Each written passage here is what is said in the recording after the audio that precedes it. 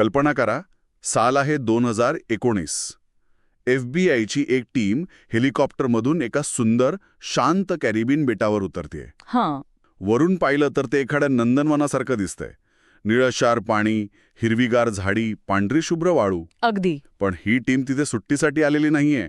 ते आले आहेत एका मोठ्या आंतरराष्ट्रीय घोटाळ्याच्या केंद्रस्थानी. बरोबर. तर प्रश्न हा आहे की स्वर्गासारखं दिसणारे हे ठिकाण, लिटल सेंट जेम्स, नरकाचं प्रतीक कसं बनलं? आज आपण याच प्रवासाचा मागोवा घेणार आहोत. यासाठी आपल्याकडे डॉक्टर राहुल खराट यांचा एक सविस्तर लेख आहे, जो या बेटाच्या स्थित्यंतराबद्दल आपल्याला खूप काही सांगतो. हो. या लेखाच्या आधारे आपण हे समजून घेणार आहोत की एक निनावी खासगी बेट जगभरात इतकं कुप्रसिद्ध कसं झालं. आणि ही फक्त एका बेटाची गोष्ट नाहीये की नाही. यातून अनेक मोठे प्रश्न समोर येतात. जसं की अफाट संपत्ती आणि गुप्तता ह्यांचा गैरवापराशी काय संबंध असतो, माध्यमं एखाद्या ठिकाणाची ओळख कशी घडवतात किंवा बिघडवतात, आणि सर्वात महत्त्वाचं म्हणजे एखादं ठिकाण त्याच्या मालकाच्या गुन्ह्यांचं प्रतीक कसं बनतं. अगदी. या सगळ्या मुद्द्यांना आपण आज स्पर्श करणार आहोत. चला तर मग 20-25 वर्ष मागे जाऊया आणि या कथेची सुरुवात समजून घेऊया. या सगळ्या वादाच्या आधी हे लिटल सेंट जेम्स बेट नक्की होतं तरी कसं? लेखात जी माहिती दिली आहे त्यानुसार वादापूर्वी हे बेट म्हणजे फक्त एक सुंदर जागा होती. अच्छा. अमेरिकेच्या व्हर्जन आयलंड्समध्ये सेंट थॉमस बेटाजवळ एक लहानसं खाजगी कॅरिबियन बेट होतं. म्हणजे तिथे मोठी हॉटेल्स नव्हती, पर्यटकांची गर्दी नव्हती, असं काही? काहीच नाही.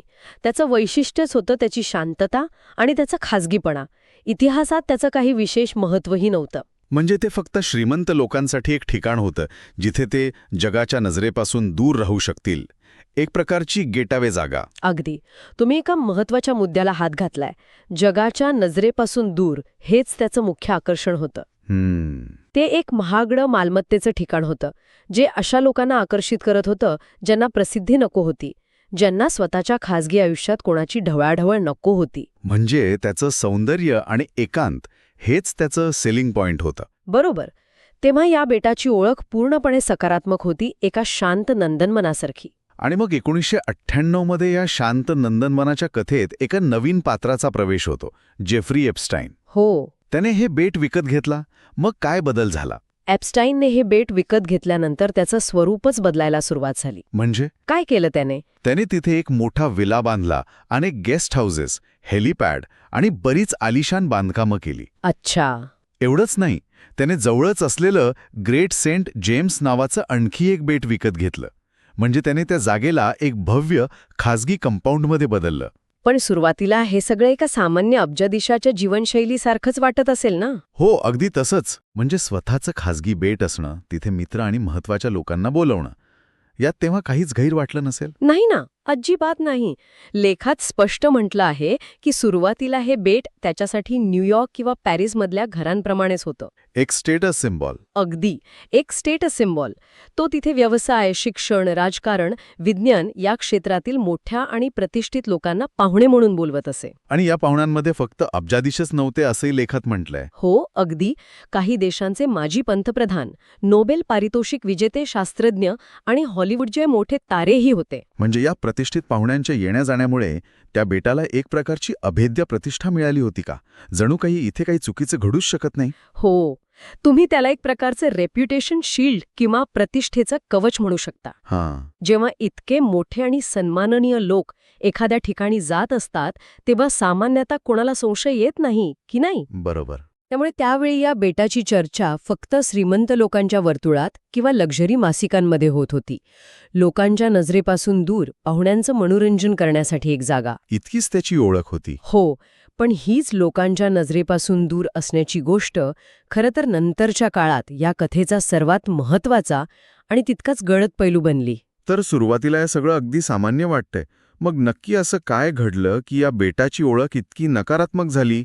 या बदलाची पहिली चाहूल कधी लागली? याची सुरुवात झाली 2000च्या दशकाच्या मध्यात फ्लॉरिडामध्ये. अच्छा, फ्लॉरिडामध्ये? हो. तिथे अल्पवयीन मुलींच्या लैंगिक शोषणाप्रकरणी एप्स्टाईनवर कायदेशीर कारवाई सुरू झाली. हे प्रकरण खूप गाजलं आणि 2008 मध्ये त्याने एक अत्यंत वादग्रस्त करार केला. तोच करार ज्यामुळे त्याला खूपच कमी शिक्षा झाली होती. अगदी तोच, ज्यामुळे अनेकांना धक्का बसला होता. पण त्या काळात बातम्यांमध्ये या बेटाचा उल्लेख होता का? की सगळं लक्ष फक्त फ्लोरिडा प्रकरणावरच होतं? नाही, श्रोतांनुसार त्या काळातल्या बातम्यांमध्ये या बेटाचा उल्लेख क्वचितच होत असे. हं. मुख्य लक्ष फ्लोरिडामधील आरोपांवर आणि त्या वादग्रस्त करारावर होतं. पण इथेच संशयाचं बीज रोवलं गेलं. हळूहळू अशा अफवा आणि चर्चा सुरू झाल्या की ॲप्स्टाईनच्या इतर मालमत्तांवर, ज्या त्या बेटाचाही समावेश होता. हो, तिथेही गैरप्रकार घडले असावेत. म्हणजे ठोस पुरावे नसले तरी एक प्रकारचं कुजबूज अभियान सुरू झालं होतं. बरोबर. आणि इथे बेटाचं भौगोलिक स्थान आणि त्याची रचना कारणीभूत ठरली. ते कसं? कारण ते एक दुर्गम, खाजगी बेट होतं जिथे बाहेरील कोणालाही प्रवेश नव्हता. हीच गुप्तता लोकांना संशयास्पद वाटू लागली. म्हणजे जी गोष्ट आधी लक्झरी वाटत होती बरोबर, तीच आता संशयास्पद वाटू लागली. अगदी. लेखात स्पष्टपणे नमूद केलं आहे की यातील अनेक गोष्टी तेव्हा केवळ आरोप होते आणि न्यायालयात सिद्ध झाले नव्हते. पण लोकांच्या मनात त्या बेटाबद्दल एक वेगळीच गडद प्रतिमा तयार व्हायला सुरुवात झाली होती. ते प्रकरण अजून जागतिक बातमी बनलं नव्हतं, पण त्याची पायाभरणी ह्याच काळात झाली होती. म्हणजे जवळपास 1 दशक हे प्रकरण शांत होतं. मग 2018-19 मध्ये असं काय झालं की हा ज्वालामुखी पुन्हा फुटला? याचं श्रेय जातं शोध पत्रकारितेला. काही पत्रकारांनी हे प्रकरण पुन्हा उजेडात आणलं. अच्छा. त्यांनी ॲप्स्टाईनच्या 2008च्या वादग्रस्त करारावर पुन्हा प्रश्नचिन्ह निर्माण केलं आणि ह्या नवीन वृत्तांकनामुळे अनेक पीडितांना पुढे येऊन बोलण्याचं धैर्य मिळालं. आणि यावेळी त्या फक्त फ्लोरिडाबद्दल बोलत नव्हत्या. नाही. आणि इथेच लिटल सेंट जेम्स बेट कथेच्या केंद्रस्थानी आलं. बरोबर. अगदी. यावेळी अनेक पीडितांनी त्यांच्या भयानक अनुभवांबद्दल बोलताना लिटल सेंट जेम्स बेटाचा उल्लेख एक प्रमुख घटनास्थळ म्हणून केला. बापरे.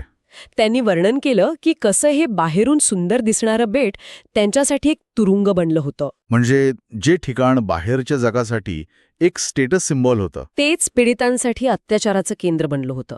हे खूपच धक्कादायक होतं. यानंतर माध्यमांनी हे प्रकरण कसं उचलून धरलं? कारण मला वाटतं इथूनच या बेटाची ओळख कायमची बदलली. माध्यमांनी या कथेला एका क्षणात उचलून धरलं.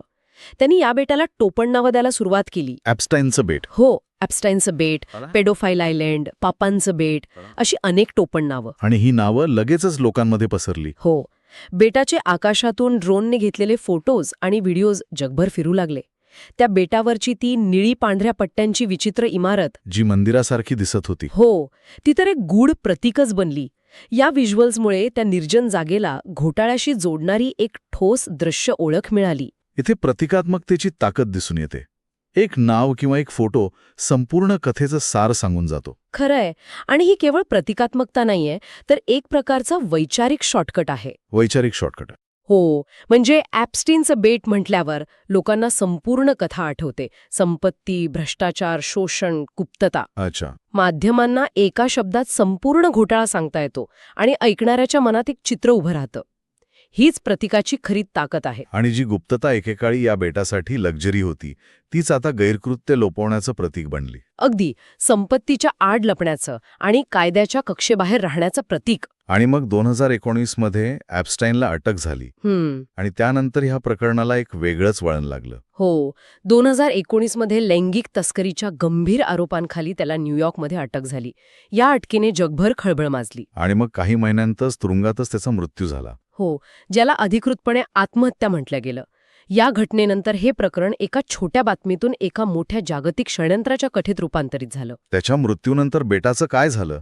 कारण आता मुख्य आरोपी तर जिवंत नव्हता. त्याच्या मृत्यूनंतर हे बेट आणि त्याच्याशी संबंधित कथा आणखीच मोठी झाली. हे बेट आता सगळीकडे दिसू लागलं. नेटफ्लिक्स आणि HBO वरच्या माहितीपटांमधलं. हो, माहितीपट, वृत्तवाहिन्यांवरील विशेष कार्यक्रम, सोशल मीडियावरच्या चर्चा, सगळीकडे. आणि FBI ने बेटावर छापे टाकले होते. हो, त्याचे व्हिडिओ जगभर दाखवले गेले. त्या छाप्यांमध्ये काय सापडलं याबद्दल अनेक अफवा पसरल्या. या सगळ्यामुळे लिटल सेंट जेम्स हे नाव लोकांच्या मनात कायमचं कोरलं गेलं. आणि मग त्याची सहकारी घिस्लेन मॅक्सवेल हिच्यावरील खटल्याने हे प्रकरण जिवंत ठेवलं नाही का? अगदी बरोबर. घिस्लेन मॅक्सवेलच्या प्रकरणामुळेही हे बेट सतत चर्चेत राहिलं. तिच्या खटल्यात जरी विशिष्ट आरोपांवर लक्ष केंद्रित केलं गेलं असलं तरी या संपूर्ण नेटवर्कच्या कथेत बेटाचा उल्लेख वारंवार होत राहिला. साक्षीदारांनी तिथे घडलेल्या घटनांबद्दल साक्ष दिली. हो, आणि यामुळे गुन्ह्यांशी बेटाचा संबंध अधिक घट्ट झाला. ते फक्त एप्स्टाईनचं बेट राहिलं नाही, तर ते एका मोठ्या गुन्हेगारी नेटवर्कचं केंद्र म्हणून पाहिलं जाऊ लागलं. तर या सगळ्याचा अर्थ काय काढायचा? डॉक्टर खराट यांच्या लेखानुसार या बेटाचं आता एक प्रतीक म्हणून काय महत्त्व आहे? ते आता फक्त एक जमीन आणि पाण्याचा तुकडा राहिलेला नाहीये. नाही, निश्चितच नाही.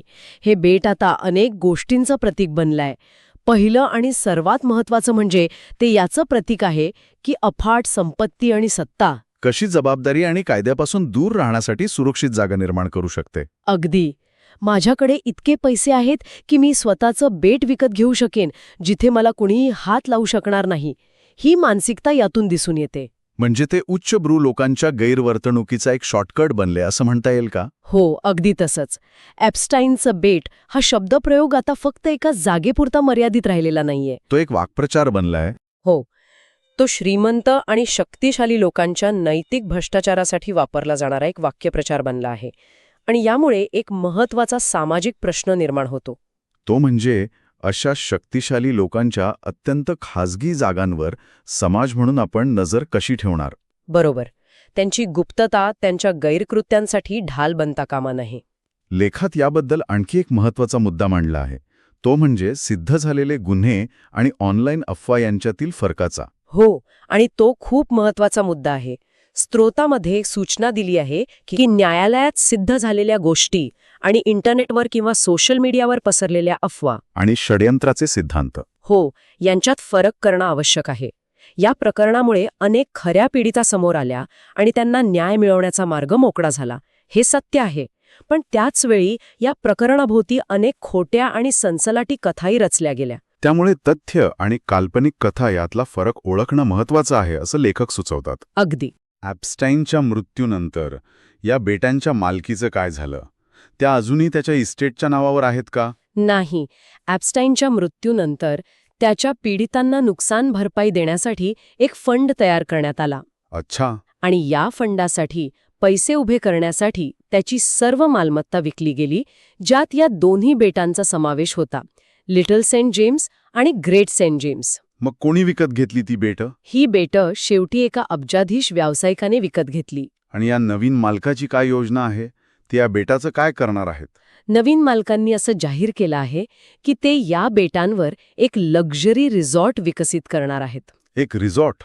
हो, त्यांचा उद्देश या बेटांची जुनी काळी ओळख पुसून टाकून त्याला एक कायदेशीर प्रतिष्ठित पर्यटन स्थळ म्हणून नवी ओळख देण्याचा आहे. ते या जागेचा इतिहास बदलू इच्छितात. पण हे शक्य आहे का? इतका मोठा कलंक लागलेली जागा आपली ओळख इतक्या सहजासहजी बदलू शकते? आणि हाच या कथेचा सर्वात मोठा प्रश्न आहे, नाही का? या बेटासोबत जोडलेली ओळख इतकी प्रभावी आणि गडद आहे की ती पुसणं खूप कठीण आहे. लेखाच्या शेवटी डॉक्टर खराट यांनी काही महत्वाचे मुद्दे मांडले आहेत, जे यातून मिळणारी शिकवण आहे. पहिलं म्हणजे शोध पत्रकारितेचं महत्त्व. हो, पत्रकारांनी हे प्रकरण लावून धरलं नसतं तर कदाचित ते कायमचं दाबलं गेलं असतं. बरोबर. दुसरा मुद्दा म्हणजे संपत्ती आणि खाजगीपणातून उत्तरदायित्वाला मिळणारं आव्हान. आणि तिसरा जो आपण आधी बोललो, तो म्हणजे ठिकाणं कशी प्रतिकात्मक बनतात. या बेटाची ओळख आता त्याच्या नैसर्गिक सौंदर्यामुळे नाही, तर एका हाय प्रोफाईल अत्यंत घृणास्पद गुन्हेगारी प्रकरणामुळे तयार झाली आहे. हो, आणि ती ओळख पुसून तिथे पंचतारांकित हॉटेल उभारणं हे एक मोठं आव्हान असेल. तर डॉक्टर खराट यांच्या विश्लेषणाच्या आधारे आज आपण लिटल सेंट जेम्स बेटाचा प्रवास पाहिला. एका निनावी सुंदर बेटापासून ते एका काळ्या अध्यायाचं जागतिक प्रतीक बनण्यापर्यंतची ही एक विलक्षण आणि धक्कादायक कथा आहे. एखाद्या जागेची ओळख त्याच्या मालकाच्या कृत्यांमुळे कशी पूर्णपणे आणि कायमस्वरूपी बदलू शकते हे यातून स्पष्ट दिसतं. खरोखरच बेट म्हणजे फक्त जमीन आणि पाणी आहे, पण त्याची कहाणी आता गुन्हा, सत्ता, गुप्तता आणि सार्वजनिक स्मृती यांचा एक अभ्यासपूर्ण विषय बनला आहे. ते आता भूगोलाचा नाही तर समाजशास्त्राचा विषय बनला आहे. अगदी. आणि गुन्हेगारीशास्त्राचा सुद्धा. आणि श्रोत्यांसाठी एक शेवटचा विचार सोडून जातो. बेटाचे नवीन मालक त्याची ओळख बदलू इच्छितात, तिथे एक सुंदर रिसॉर्ट बनवू इच्छितात. पण प्रश्न असा आहे की इतका कुप्रसिद्ध इतिहास असलेलं ठिकाण खरंच आपला भूतकाळ पुसून टाकू शकतं का? की लोकांच्या मनात ते कायम त्याच्या जुन्या मालकाच्या आठवणींनी आणि तिथे घडलेल्या भयानक कृत्यांनी वेढलेलं राहील? एखाद्या जागेचा आत्मा बदलणं शक्य असतं का?